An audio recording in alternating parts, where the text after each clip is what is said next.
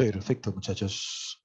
Vamos con esta nueva semana para revisar el tema de los incas. Vamos a verlo en dos episodios. Tenemos ahora el episodio uno, así que solamente nos enfocaremos en el asunto de la economía, la sociedad, los orígenes de este pueblo.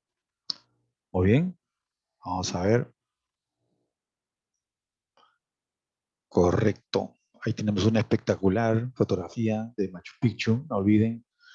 Así es, todos en verdad debemos visitarlo, sentir la magia, la capacidad que tiene esta construcción de transmitirnos, irradiar una magia increíble, ¿no? Una electricidad. Eh, bueno, los incas son el pueblo que más se conoce de nuestro país a nivel mundial. No es el único, como hemos visto, pero es el que tiene más fama en el mundo internacional. Objetivos: conocer el desarrollo de la producción y además ver cómo está el asunto social en este periodo, que también fue llamado Horizonte, el tercer horizonte, por John Rowe. Localización. Eh, los incas han vivido aquí en el mundo andino, como pueden apreciar, básicamente en el Cusco, era su centro capital, entre los ríos Guayanay y Tulumayo, pero después se expanden, llegando a ocupar hasta 6 países de la actualidad: Ecuador, Colombia, Perú, Bolivia, Argentina, Chile, con una capacidad de territorio espectacular, un área que está como 2.700.000 kilómetros cuadrados. Bien, acá podemos apreciar cómo en la zona norte llega hasta el Ancasmayo, que es un río en Colombia; por el sur llega hasta el Maule, o llamado Biobío; por el oeste en el océano, habitando inclusive también viajando a las islas; y por el oriente hasta la Ceja Selva. De acuerdo a Lumbreras, la expansión es por una campaña militar que va alcanzando una gran cantidad de territorios y controlando la fuerza laboral de muchos ayllus. Le llaman el Tahuantinsuyo porque se dividió en 4 suyos, 4 regiones, como pueden ver. Chinchaysuyo, que abarcaría la zona costa, litoral, desde la zona de Lima hasta Colombia. El Contisuyo sería la zona volcánica, arequipeña, Moquegua, más pequeño, ¿no? Todo eso es una zona más pequeña. El Collasuyo sería la zona alta y de grandes montañas, que comprende un poco de Bolivia, la parte sur del país, como puede ser Puno, también Chile, Argentina. Y el Antisuyo sería la parte selva, que es grande también, extensa, longitudinal, porque hay selva en Cusco, hay selva en Bolivia, hay selva en Ayacucho, hay selva en Pasco, en Junín, inclusive hay selva, pues, ¿no?, de Amazonas, también hay selva en Ecuador, así que es una zona en verdad extensa. 4 suyos: Tahuantinsuyo. Contexto histórico. Bueno, hay que estudiarlos eh, desde que se originaron, pero podemos decir que hay unas fechas claves. 1438, la fecha en que se iniciaría el imperio, la etapa del gobierno imperial, y que termina cuando ya Atahualpa es detenido por los españoles en 1532. Miren cómo esta etapa concuerda con los finales de la Edad Media, ajá, en donde hay una invasión a los de Constantinopla, y también hay un avance de la exploración que hace Colón y que llega hasta el Caribe. Orígenes. Los incas, como muchos pueblos, tanto Roma, los griegos, eh, tienen un origen que tiene que ver con un grupito pequeño, clanes, una tribu, que hacen campañas militares para alcanzar territorios. Pero como es muy común, no quieren contarlo de ellos de esa manera y lo transmiten a partir de leyendas para darse un sentido fantasioso, espectacular, divino, como que son especiales. Así que en los incas también hay eso. El origen histórico, fíjense, real, es que estamos hablando de una tribu de los Puquinas. Tienen problemas con los aymaras en el Collao, dificultades por las tierras, el lago, las islas, emigran y llegan hasta el Cusco. Se ubican en una zona quechua, pero tienen que batallar duro contra los vecinos, Poques, Guayas, Lares, ajá, y sobre todo eh, los más fuertes más adelante, los chancas. Pero han diseñado, elaborado unas leyendas para darse, repito, un ánimo de origen fantasioso, para atribuirse poderes mágicos. La leyenda de Manco Cápac cuenta que es una pareja que sale del lago Titicaca y que recibe del dios Inti una varita de oro. Esa es una metáfora bastante elegante, ¿no? ¿Ya ven? En la leyenda de los hermanos Ayer se cuenta que son cuatro hermanos que salen de una cueva, pero que se pelean. Lo encierran a uno, le crecen alas al otro, se matan y solo queda Ayarmanco. Esta es una forma más bien un poco más belicosa de contarnos sus orígenes, ¿ya ven? Ahora, en la primera leyenda se habla de que el lago Titicaca es la Pacarina. Pacarina sería el lugar sagrado de donde se origina. Y en la segunda leyenda se habla de Tamputoco. Vamos con la economía. La agricultura es la actividad principal, base. Hay también ganadería, hay comercio, hay minería, artesanía, tejido. Pero la agricultura es la base de la economía. Miren, tienen técnicas agrícolas, pero que las han aprovechado de pueblos anteriores. Han utilizado puquios, que ya lo utilizaba pues Moche, Nazca, han hecho también canales, que era inclusive desde antes de Chavín, represas, los huachaques igualmente de Moche, Chimú, los guaruguaru que ya habían hecho los Tehuanaco, andenes, cochas, etc. La fuerza laboral son los trabajadores, son Jatunrunas, el Pure, que lo vamos a ver, ¿no? Las tierras, hay una especie de división. Unas tierras, las mejores, son entregadas para servir a la clase gobernante, a la realeza incaica. Hay unas tierras que son comunales, pero que pertenecen igualmente al Estado, dirigido por la realeza, pero se les asigna a la población para que tengan un poco de alimentos. Hay tierras que son asignadas para que sirvan a los sacerdotes, a la población también, pero la dirección estaba en manos del Estado a cargo de la realeza. Miren esto, este se llama el Moray. Como pueden ver, son andenes, pero concéntricos, simulando como si fueran, ¿no?, graderías de lo que ahora tenemos un estadio, de un coliseo. Estos incas diseñaron esta andenería circular para hacer experimentos. Es un laboratorio de cuáles plantas generan mejor producción si están en zonas altas, en zonas bajas, porque se puede aprovechar el microclima. Acá podemos ver cómo, utilizando la técnica de los Tehuanaco, se aprovechaba el cultivo y el trabajo en diferentes pisos, cada vez más altos, ¿no? Y eso se llamaba la técnica de los archipiélagos, porque dejan trabajadores en diferentes pisos según la ecología, según la altitud.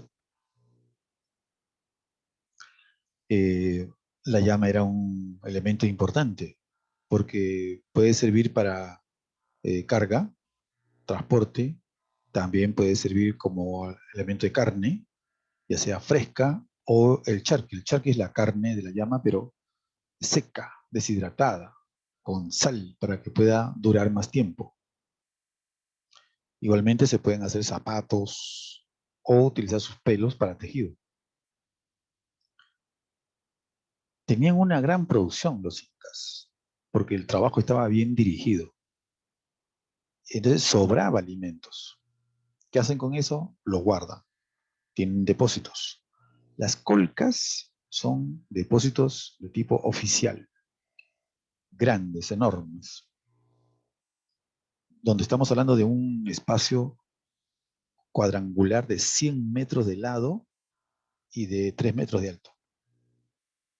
Ahí se guardaba alimentos siempre y también ropa y agua y se usaba para momentos de emergencia. De repente un terremoto, alguna inundación, un huaico, y hay que ayudar a los damnificados. El tambo era un depósito colocado en los caminos, pero que solo va a beneficiar a los chasquis, que son mensajeros, a los guerreros o aucas, o cuando el inca pasa por un camino dirigiéndose a otra población. Entonces, se proveen de alimentos o descansa en el campo.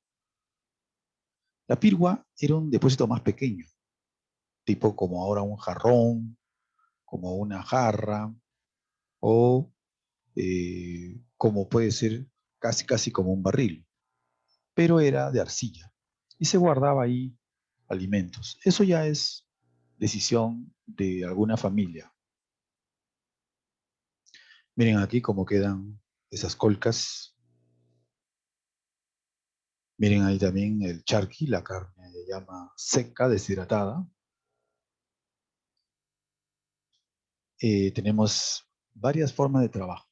El AINI es un trabajo entre parientes. Por eso es al interior de un ayu. El ayu es la familia colectiva. Recordemos que para los incas, familia es el conjunto de abuelos, sobrinos, primos, tíos, nietos, donde pueden haber entonces como 80, 100 personas. Es muy diferente al concepto de familia que tenemos hoy.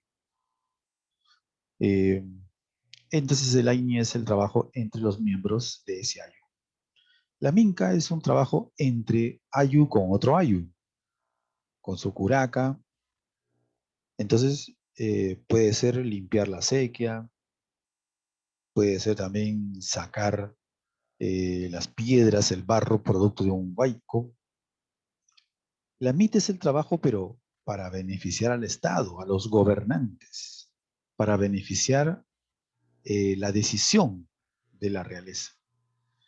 La realeza quiere dirigir un trabajo para hacer, supongamos, una fortaleza. Entonces mueve a cientos y cientos de trabajadores. Y eso es la mitad, obligatorio, por turnos, pero donde van miles de personas. Se hace la fortaleza, se hace un puente, se hace un templo.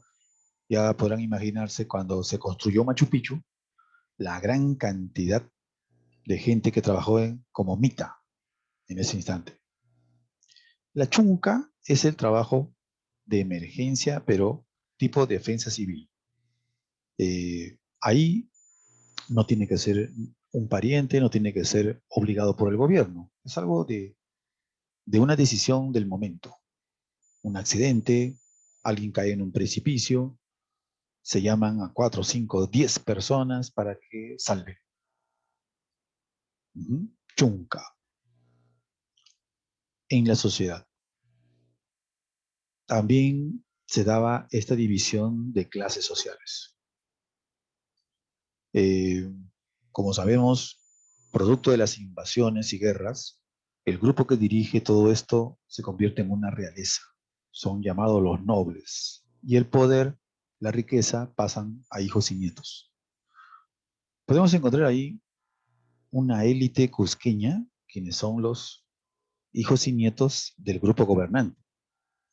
Pero cuando había curacas, jefes de pueblos conquistados que han sido asimilados, ahí hablamos de una élite provincial. O también se le conocía como nobleza de provincia, que son, por ejemplo, el jefe de los Chimú, Minchan Kama, vencido, pasa a ser después una élite provincial, pero debe colaborar con el gobierno incaico. El sector dominado de la población con desventajas, no pueden, por ejemplo, gobernar, no pueden tener ropa cumbi fina, no pueden usar aretes de, de oro, tiene una serie de desventajas. Ahí tenemos a la gente en sus ayus, como el Hatun Runa, que son trabajadores común y corriente, mitayus. Están los mitimaes, que son ayus que son desplazados para habitar en otras zonas. Y el gobierno decide dónde y cómo colocarlos. Hay algunas personas que eran extraídas de su ayu, son extraídos de su ayu. Ya no verán a su familia, ya no podrán hacer el aini, porque ha sido extraído de su familia. Ahí tenemos el yanacona. Él tiene que servir a una persona, a una autoridad. Supongamos, se saca a un muchacho de un ayú y este muchacho debe ser siervo y depender del Wilak Uma, que es el sacerdote, debe llevarle la comida, la ropa, atenderlo. Entonces, este yanacona ya no va a hacer los trabajos que su familia hacía. Agyas. Agyas son mujeres escogidas, también sacadas de su ayu, pero como mujeres pueden tener una labor de diversión sexual. También puede ser tejedora. También el Agya puede ser sacrificada en la capacocha, encerrada en el Yaksawasi para que se mantenga virgen y luego ser sacrificada. Puede ser mamacona, una jefa de las demás chicas. Piña cuna sería también una persona extraída del ayú, pero porque no acepta el dominio incaico. Ha sido derrotado, pero es belicoso, enfrenta, respondón. Entonces, no puede ser un campesino normal y corriente. No pueden darle un trabajo de mita. Está como prisionero, llevado en las zonas selváticas y trabajando en lugares de cocales, pero con mucha vigilancia. Aquí tenemos justamente, ¿no?, lo que hablábamos del Hatun Runa, que significa persona abundante. Entonces ellos tienen que cultivar, tienen que sembrar, ¿no? Tienen que hacer puentes en la mita. Además, colabora con su familia en el AINI. En fin, el Mitimae, como vimos, es trasladado. Cuando los incas veían que hay mucha densidad poblacional en un pueblo, pues separan gente y más bien la colocan donde hay escasez de gente. Esa es una medida bastante de matemática equilibrada, muy importante y que ahora en el Perú sería necesario colocar gente para que no esté todo centralizado en Lima. El Mitimay también puede ser llevado a otra zona como para que enseñe a trabajar, a que se vea como modelo. Pero recuerden, llanas, agyas y piñacunas son extraídos de su ayo. Ya no ven a su familia. John Murra, un estudioso del mundo andino, estableció de que los incas tenían dos principios en su economía: reciprocidad y redistribución. Reciprocidad porque se acostumbraba dar y recibir, entregar y recoger.